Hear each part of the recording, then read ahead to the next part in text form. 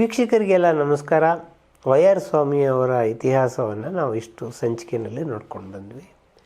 ಈಗ ಇನ್ನೊಬ್ಬರು ನಾನು ನೋಡಿದ ಬಹಳ ಅದ್ಭುತವಾದ ವ್ಯಕ್ತಿ, ಅವ್ರ ಜೊತೆಗೆ ನಂಗೆ ಬಹಳ ನಿಕಟವಾದ ಒಡನಾಟ ಅಲ್ಲದಿದ್ದರೂ ಕೂಡ ಒಂಥರ ಖುಷಿ ಕೊಡುವಂತಹ ಒಡನಾಟ, ಬಹಳ ವಿಭಿನ್ನವಾದ ವ್ಯಕ್ತಿತ್ವ ಮತ್ತು ಇಡೀ ಕನ್ನಡ ಚಿತ್ರರಂಗ ತಿರುಗಿ ನೋಡುವಂತಹ ಮಾಡಿದಂತಹ ವ್ಯಕ್ತಿಯವರು.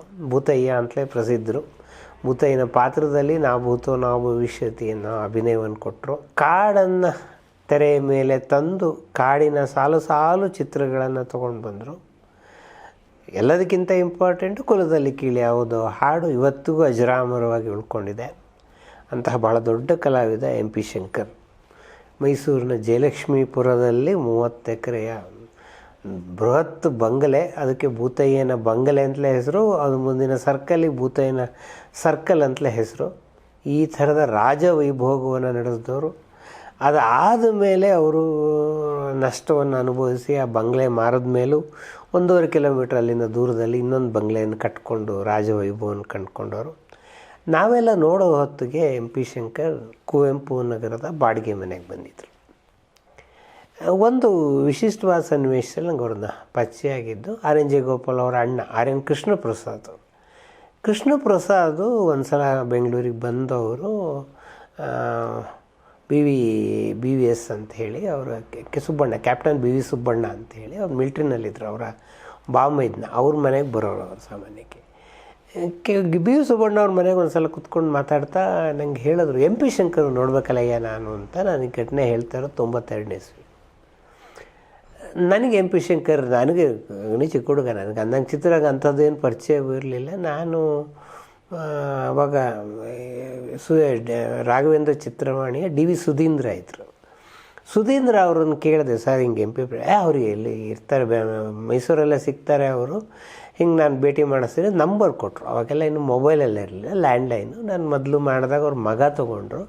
ಇಲ್ಲ ಅಪ್ಪಂಗೆ ಹೇಳ್ತೀನಿ ಅಂತಂದರು. ಆಮೇಲೆ ನಮ್ಮ ಹತ್ರ ನಮ್ಮದು ಆಫೀಸ್ದೇ ಫೋನು.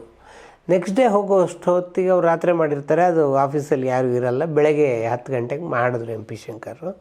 ಹೀಗೆ ಯಾರೋ ನೀವು ಫೋನ್ ಮಾಡಿದ್ರಲ್ಲ ಏನು ಎತ್ತ ಅಂತ ಅವ್ರದ್ದೊಂದು ಗಡಿಸೋದ ಧ್ವನಿ ಇದೆ, ಅದರಲ್ಲಿ ಮಾತಾಡೋದು.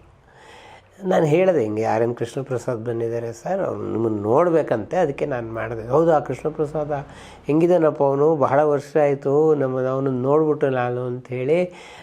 ಸರಿ, ಒಂದು ಕೆಲಸ ಮಾಡು, ಮುಂದಿನ ಬುಧವಾರ ನಾನು ಹೋಟೆಲ್ ಜನಾರ್ದನಾಗಿ ಬರ್ತೀನಿ. ಅವಾಗಲೂ ಜನಾರ್ದನ ಉಳ್ಕೊಳ್ಳೋರು ಅವರು. ಅವ್ರಿಗೂ ಅಲ್ಲೇ ಬಂದ್ಬಿಡೋಕ್ಕೆ ಹೇಳೋ, ಅವನು ಇವನು ಫ್ರೆಂಡ್ಸ್ ಅವರೆಲ್ಲ. ಅವನಿಗೂ ಅಲ್ಲೇ ಬಂದ್ಬಿಡೋಕ್ಕೆ ಹೇಳೋ ಅಂತಂದರು. ನಾನು ಹೇಳಿದೆ ಕೃಷ್ಣಪ್ರಸಾದ್ಗೆ, ಸರ್ ಹಿಂಗೆ ಮುಂದಿನ ಬುಧವಾರ ಮೈಸೂರಿಗೆ ಅಂದ. ಸರ್ ಅವ್ರು ಬೇಡ ಅಂತಿದ್ದಾರೆ, ನಾನೇನು ಮಾಡಲಿ ಅಂತಂದೆ. ಅವ್ರು ನಂಬರ್ ಕೊಡೋದನ್ನು ಕೊಟ್ಟರು. ಆಮೇಲೆ ಅವರವರೇ ಮಾತಾಡಿಕೊಂಡು ಏನಾಯಿತು ಗೊತ್ತಿಲ್ಲ. ಆಮೇಲೆ ಕೃಷ್ಣಪ್ರಸಾದ್ ಹೇಳಿದ್ರು, ಇಲ್ಲ ನೀನು ಬಂದ್ಬಿಡಯ್ಯ, ಮುಂದಿನ ಬುಧವಾರ ಹೋಗೋಣ ಅಂತೇಳಿ. ಜನಾರ್ದನ ನಾನು ಮೊಟ್ಟ ಮೊದಲು ಎಂ.ಪಿ. ಶಂಕರನ್ನು ನೋಡಿದ್ದು ಆವಾಗ. ಅಜಾನುಬಾಹು, ಅವ್ರದ್ದೇ ಒಂದು ವಿಶಿಷ್ಟವಾದ ಕಣ್ಣುಗಳು. ಮಾತಾಡಿದ್ರು ಅವರು. ನಂಗೆ ತುಂಬ ಚೆನ್ನಾಗಿ ನೆನಪಿದೆ. ಅವ್ರು ಮೊದಲು ಮಾತಾಡಿದ್ದು ಏನು ಅಂತಂದರೆ, ಕಾಡಿನ ರಹಸ್ಯ ಸಿನಿಮಾದಲ್ಲಿ ಗೀತಾಪ್ರಿಯ ಹಿಂಗೆ ತಲೆನೋವು ಬರ್ತಿತ್ತಲ್ಲ, ಈಗಲೂ ತಲೆನೋವು ಬರುತ್ತಾ ಅಂತ. ನನಗೆ ಅದರ ತಲೆನೋವಿಂದ ಒಂದು ಬಹಳ ವಿಶಿಷ್ಟವಾದ ಕಥೆ ಇದೆ. ನಾನು ಕಾಡಿನ ರಹಸ್ಯ ಸಿನಿಮಾ ಬಂದಾಗ ಅದನ್ನು ಹೇಳ್ತೀನಿ. ಗೀತಾಪ್ರಿಯ ಬಹಳ ದಪ್ಪವಾದ ಬಟ್ಟೆಯನ್ನು ಕಟ್ಟಿಕೊಂಡು ಶೂಟಿಂಗನ್ನು ಮಾಡ್ತಾಯಿದ್ರು, ತಲೆನೋವು ಅಂಥೇಳಿ.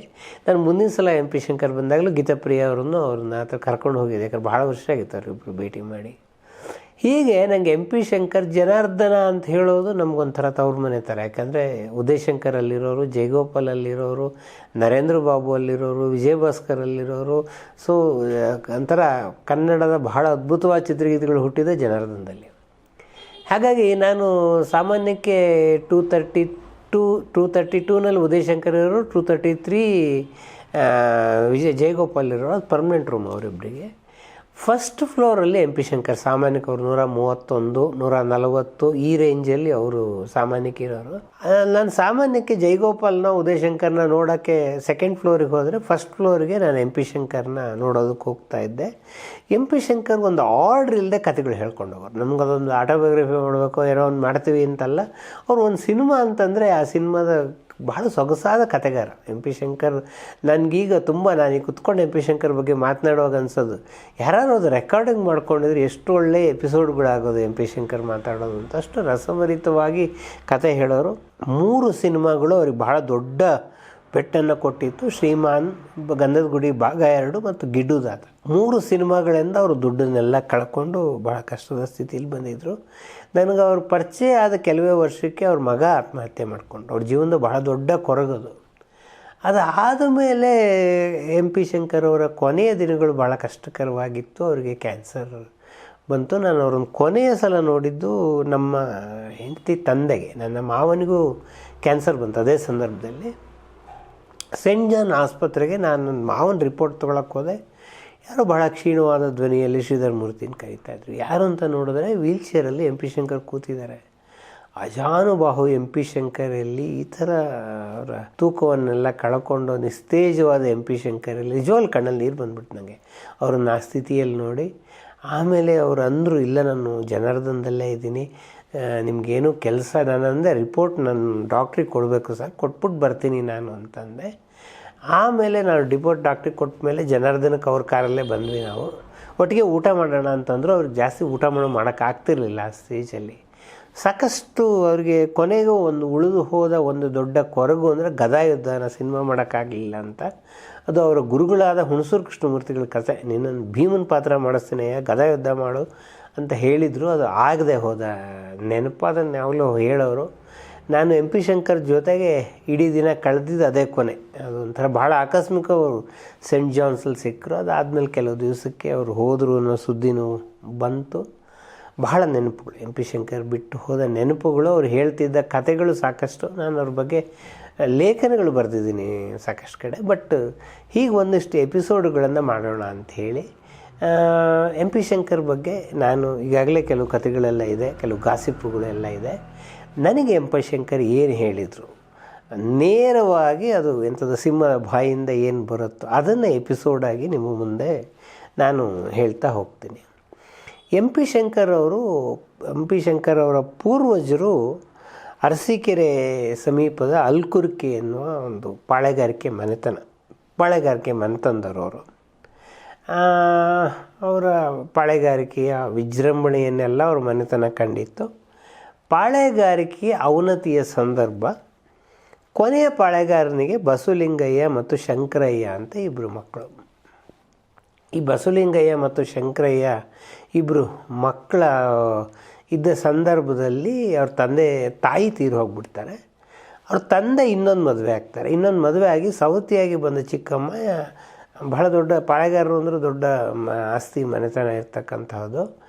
ಈ 2 ಮಕ್ಕಳು ನನ್ನ ಮಕ್ಕಳಿಗೆ ಪೈಪೋಟಿ ಆಗ್ತಾರೆ ಅಂತ ಹೇಳಿ ಸವತಿ ಕೊಲ್ಲುವ ಸಂಚನ್ನು ಮಾಡ್ತಾ ಇರ್ತಾಳೆ. ಸಂಚನ್ನು ಮಾಡುವಾಗಲೇ ಅವ್ರ ತಂದೆ ಕೂಡ ತೀರೋಗ್ಬಿಡ್ತಾರೆ. ಇನ್ನು ಸವತಿ ಇವರಿಬ್ಬರನ್ನು ಉಳಿಸಲ್ಲ ಅಂತಕ್ಕನ್ನೋದು ಆ ಮನೆಯ ಸೇವಕಿಗೆ ಗೊತ್ತಾಗುತ್ತೆ. ಸೇವಕಿ ಅಲ್ಕುರ್ಕೆಯಿಂದ 2 ಚಿಕ್ಕ ಮಕ್ಕಳನ್ನು ಕರ್ಕೊಂಡು ಓಡೋಗ್ತಾಳೆ. ಊರಿಂದ ಊರಿಗೆ ಹೋಗಿ ಕೊನೆಗೆ ಮೈಸೂರಿಗೆ ಬರ್ತಾಳೆ. ಅಲ್ಲಿ ದಿವಾನ್ ಪೂರ್ಣಯ್ಯನವ್ರ ಛತ್ರ ಅಂತ ಇರುತ್ತೆ, ಅಲ್ಲಿ ಗಂಜಿ ಕೇಂದ್ರ ಅಂತ ಮಾಡಿರ್ತಾರೆ ಆ ಕಾಲದಲ್ಲಿ. ಈ ಗಂಜಿ ಕೇಂದ್ರವನ್ನು ಎಂ ಪಿ ಶಂಕರ್ ತುಂಬ ಚೆನ್ನಾಗಿ ವರ್ಣಿಸೋರು. ಗಂಜಿ ಕೇಂದ್ರ ಅಲ್ಲಿ ಏನೇನು ಇರ್ತಿತ್ತು ಅಂಥೇಳಿ. ಹಿಂದೆ ಗಂಜಿ ಕೇಂದ್ರದಲ್ಲಿ ಯಾರು ಬೇಕಾದ್ರೂ ಬಂದು ಮಧ್ಯಾಹ್ನ ಊಟ ಮಾಡ್ಬೋದು. ವಾರದಲ್ಲಿ ಒಂದು ದಿನ ಮಹಾರಾಜರೇ ಬಂದು ಗಂಜಿ ಕೇಂದ್ರದ ವ್ಯವಸ್ಥೆಗಳೆಲ್ಲ ಚೆನ್ನಾಗಿ ನಡೀತಿದೆಯಾ ಅಂತ ನೋಡುವಂಥವ್ರು. ಈ ಗಂಜಿ ಕೇಂದ್ರದಲ್ಲಿ ಇವರಿಗೆ ಆಶ್ರಯ ಸಿಕ್ಕುತ್ತೆ. ಅಲ್ಲಿ ಇರ್ತಾರೆ 2 ಮಕ್ಕಳನ್ನು. ಒಂದು ಸಲ ಮಹಾರಾಜರು ಬಂದಾಗ ಇವರಿಬ್ಬರನ್ನ ನೋಡಿ ಆಕರ್ಷಿತರಾಗ್ತಾರೆ. ಅಂದರೆ ಭಾಳ ದಷ್ಟಪುಷ್ಟವಾಗಿದ್ದಾರೆ, ಚೆನ್ನಾಗಿದ್ದಾರೆ, ಏನು ಎತ್ತ ಅಂಥೇಳಿ ಅವರ ಸೇವಕನಿಗೆ ಹೇಳ್ತಾರೆ, ಭಾಳ ಜನ ಅವ್ರನ್ನ ಅರಮನೆ ಕರ್ಕೊಂಡು ಬನ್ನಿ, ಅವರಿಬ್ಬರು ಯಾರು ಅಂತ ಕೇಳಿ. ಅವ್ರು ಪಾಳೆಗಾರ ಮನೆತಂದವರು ಅಂದಾಗ ಅರಸರಿಗೆ ಒಂದು ಆಸಕ್ತಿ ಹುಟ್ಟುತ್ತೆ, ಇವರನ್ನು ಯಾಕೆ ನಮ್ಮ ಇದಕ್ಕೆ ಸೇರಿಸ್ಕೊಳ್ಬಾರ್ದು ಅಂತ 2 ಕೆಲಸ.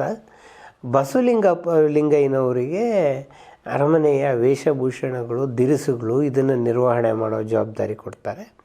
ಆ ಶಂಕರಯ್ಯ ಅನ್ನೋವರಿಗೆ ಒಂದಿಷ್ಟು ಮೋಟಾರ್ ವಾಹನ ಓಡಿಸೋದ್ರ ಬಗ್ಗೆ ಅನುಭವ ಇದ್ದಿದ್ದರಿಂದ ಅವ್ರನ್ನ ಆ ಡಿಪಾರ್ಟ್ಮೆಂಟಿಗೆ ಹಾಕ್ತಾರೆ. ಮುಂದೆ ಅರಮನೆಯ ಮೋಟಾರ್ ಕಾರುಗಳು ಬಂದಾಗ ಈ ಶಂಕರಯ್ಯನವರು ಅದರ ಡ್ರೈವರ್ ಆಗಿ ಬಡ್ತಿಯನ್ನು ಪಡಿತಾರೆ. ಬಸವಲಿಂಗಯ್ಯನವರಿಗೆ 7 ಜನ ಗಂಡು ಮಕ್ಕಳು. 7 ಜನ ಗಂಡು ಮಕ್ಕಳಲ್ಲಿ 5ನೇವರು ಮಲ್ಲಪ್ಪ ಅಂತೇಳಿ. ಈ ಮಲ್ಲಪ್ಪನಿಗೆ ಪುಟ್ಟಲಿಂಗಪ್ಪ ಅಂತ ಒಬ್ಬನೇ ಮಗ ಇರ್ತಾನೆ. ಈ ಪುಟ್ಟಲಿಂಗಪ್ಪನಿಗೆ 3 ಜನ ಗಂಡು ಮಕ್ಕಳು. ಈ 3 ಜನ ಗಂಡು ಮಕ್ಕಳಲ್ಲಿ ಮೊದಲನೇ ಮಗನೇ ಎಂ ಪಿ ಶಂಕರ್.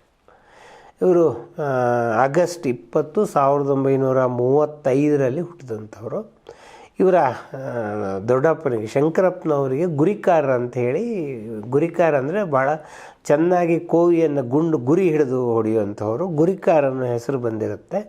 ಗುರಿಕಾರ ಮನೆತನ ಅಂತಲೇ ಹೆಸರಾಗಿರುತ್ತೆ. ಇವ್ರ ತಂದೆ ಎಂ ಪಿ ಶಂಕರ್ ಅವ್ರ ತಂದೆ ಪುಟ್ಲಿಂಗಪ್ಪನವರು ಶಂಕರ ಮಠದ ಹತ್ತಿರ, ಏನು ಮೈಸೂರಿನ ಶಂಕರ ಮಠ ಏನಿದೆ ಅಲ್ಲಿ ಗುರಿಕಾರ ಕ್ಷೇತ್ರದಲ್ಲಿ ನೇಯ್ಗೆ ಕೈಗಾರಿಕೆಯನ್ನು ಮಾಡ್ತಾರೆ, ಜವಳಿ ವ್ಯಾಪಾರ ಮಾಡ್ತಾರೆ. ಆವಾಗ ಸ್ವಾತಂತ್ರ್ಯ ಹೋರಾಟದ ಸಂದರ್ಭದಲ್ಲಿ ಒಂದು ಸಲ ಮೈಸೂರಿಗೆ ಜವಾಹರ್ಲಾಲ್ ನೆಹರು ಅವರು ಬರ್ತಾರೆ.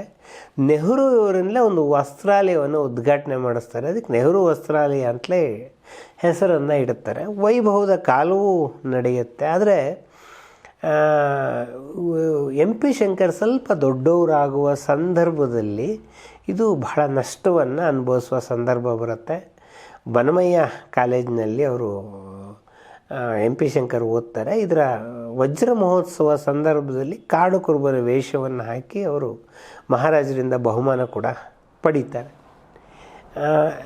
ಎಂ ಪಿ ಶಂಕರ್ ಅವರ ತಂದೆ ಈ ಸಂದರ್ಭದಲ್ಲಿ ನಿಧನರಾಗಿದ್ದರಿಂದ ಇಡೀ ಸಂಸಾರದ ಜವಾಬ್ದಾರಿ ಅವರಿಗೆ ಬೀಳುತ್ತೆ. ಯಾವ ಕಾಡು ಕುರುಬನ ವೇಷ ಮಹಾರಾಜು ಜಯಚಾಮರಾಜೇಂದ್ರ ಒಡೆಯರಿಂದ ಅವರು ಸ್ವೀಕಾರ ಮಾಡಿರ್ತಾರೆ.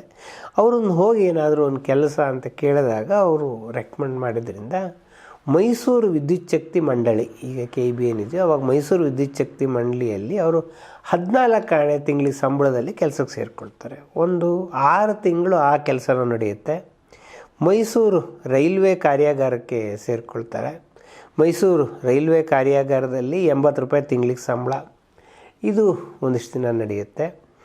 1956ನೇ ಇಸ್ವಿನಲ್ಲಿ ಮೈಸೂರು ದಸರಾ ವಸ್ತು ಪ್ರದರ್ಶನದಲ್ಲಿ ಕುಸ್ತಿ ಸ್ಪರ್ಧೆಯಲ್ಲಿ ಎಂ ಪಿ ಶಂಕರ್ಗೆ ಮೊದಲ ಬಹುಮಾನ ಆಗಿನ ಮುಖ್ಯಮಂತ್ರಿಗಳಾದ BD ಜತ್ತಿ ಅವರಿಂದ ಅವರು ಸ್ವೀಕಾರ ಮಾಡ್ತಾರೆ. ಇದು ಅವರಿಗೊಂಥರ ರಂಗಭೂಮಿಯ ಕಡೆ ಮೊದಲಿಂದಲೂ ಬಹಳ ಆಸಕ್ತಿ. ರಂಗಭೂಮಿಯನ್ನು ಮಾಡಬೇಕು ಅಂಥೇಳಿ ಭರಣಿ ಕಲಾವಿದರು ಅಂತ ಒಂದು ತಂಡ ಕಟ್ತಾರೆ. ಇವರು ಮೈಸೂರು ರೈಲ್ವೆ ಕಾರ್ಯಾಗಾರದಲ್ಲಿ ಕೆಲಸ ಮಾಡುವಾಗ ರಾತ್ರಿ ಹೊತ್ತು ರಂಗಭೂಮಿ ರಂಗಚಟುವಟಿಕೆಗಳು ಇದನ್ನು ನಡೆಸ್ತಾ ಇದ್ದವರು. ಅವರು ಮಾಡ್ತಾ ಇದ್ದ ನಾಟಕಗಳಲ್ಲಿ HM ನಾಯಕ, ರಾಜಾ ಗೋಪಿಚಂದ್, ಸೌರಾಬ್ ರುಸ್ತಮ್, ಗದಾಯುದ್ಧ, ಕೆಂಪೇಗೌಡ ಬಹಳ ಪ್ರಸಿದ್ಧವಾದ ನಾಟಕ. ಅದು ಸತತ ಎಂ ಪಿ ಶಂಕರ್ ಅವರು ಹೇಳಿದಾಗೆ ಒಂದು 100 ಪ್ರದರ್ಶನಗಳನ್ನು ಆ ಕಾಲದಲ್ಲೇ ಕಂಡಿತ್ತು ಕೆಂಪೇಗೌಡ. ಇದಾದ ಮೇಲೆ ಅವ್ರಿಗೆ ಅನಿಸುತ್ತೆ ಇದು ಈ ರೈಲ್ವೆ ಕಾರ್ಯಾಗಾರದಲ್ಲಿ ಕೆಲಸ ಮಾಡೋದು ನಂದಲ್ಲ, ಇದು ರಂಗಭೂಮಿಯೇ ನಂದು ಅಂಥೇಳಿ ನಾಟಕ ಕಂಪ್ನಿ ಸೇರ್ತೀನಿ ಅಂತ ಓಡೋಗಿ ಗುಬ್ಬಿ ಕಂಪ್ನಿ ಸೇರಿಕೊಳ್ತಾರೆ. ಗುಬ್ಬಿ ಕಂಪ್ನಿ ಸೇರಿಕೊಂಡ್ರೆ ಅವ್ರಿಗೆ ಅಲ್ಲಿ ಏನು ಮುಖ್ಯವಾದ ಪಾತ್ರ ಸಿಕ್ಕಲ್ಲ, ಬಾಗಿಲು ಕಾಯುವ ಚಪರಾಸಿ ಕಾವಲುಗಾರನ ಪಾತ್ರ ಸಿಗುತ್ತೆ. ಬಹಳ ಬಲಿಷ್ಠನಾಗಿದೆಯಾ, ಕಾವಲುಗಾರನ ಕೆಲಸ ಮಾಡು, ಇಲ್ಲ ಅಂತಂದರೆ ಪ್ರಚಾರ ಮಾಡು, ಅವ್ರಿಗೆ ಪಾತ್ರ ಸಿಕ್ಕಲ್ಲ. ಎಂ ಪಿ ಶಂಕರ್ ಅವ್ರ ತಾತ ಮಲ್ಲಪ್ಪ ಊರೆಲ್ಲ ಹುಡ್ಕೊಂಡು ಮೊಮ್ಮಗನನ್ನು ಅಲ್ದು ಕೊನೆ ಗುಬ್ಬಿ ಕಂಪ್ನಿಯಲ್ಲಿ ಪತ್ತೆ ಮಾಡಿ ವಾಪಸ್ ಕರ್ಕೊಂಡ್ಬರ್ತಾರೆ. ಗುಬ್ಬಿ ಕಂಪ್ನಿಯಿಂದ ಎಂ ಪಿ ಶಂಕರ್ಗಾದ ಲಾಭ ಏನು ಅಂತಂದರೆ HLN ಸಿಂಹ ಅವರು ಪರಿಚಯ ಆಗುತ್ತೆ. HLN ಸಿಂಹ ಅವರು ಒಂದು ಪಾತ್ರ ಕೊಡ್ತೀನಿ ಏನಿಂಗೆ ಅಂತ ಹೇಳ್ತಾರೆ. ಅಬ್ಬಾ ಹುಡುಗಿ ಸಿನಿಮಾ ಮಾಡ್ತಾಯಿರ್ತಾರೆ. ಅಬ್ಬಾ ಹುಡುಗಿನಲ್ಲಿ ಸೆಕೆಂಡ್ ಹೀರೋ ಪಾತ್ರವನ್ನು ನಿನಗೆ ಕೊಡ್ತೀನಿ ಅಂತ ಹೇಳ್ತಾರೆ. ಇವರು ಪ್ರಾಕ್ಟೀಸ್ ಮಾಡಿ ಎಲ್ಲ ಮಾಡ್ತಾರೆ.